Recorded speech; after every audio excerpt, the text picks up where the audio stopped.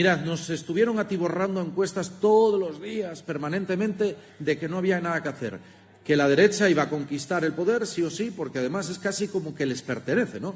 No se dan cuenta que el poder solo depende del pueblo, de la decisión del pueblo. Y el pueblo soberanamente decide en cada momento y vota lo que le da la real gana y lo que hay que aceptar democráticamente.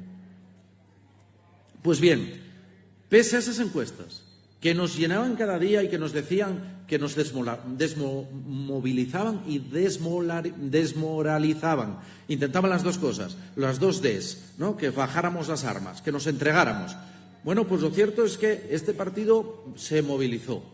Esta organización resistió, como ha resistido tantas veces a lo largo de su historia, quizá apelando a ese orgullo de identidad, a esa propia historia de la que tan orgullosos nos sentimos.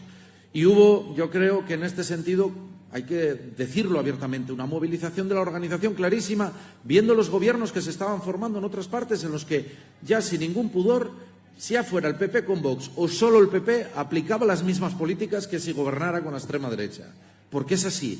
Hay comunidades autónomas en donde está gobernando solo el PP y están aplicando exactamente las mismas políticas que allí donde gobiernan Vox. No era el problema Vox. El problema era que el PP ha asumido las políticas de Vox y tenemos que tenerlo siempre claro.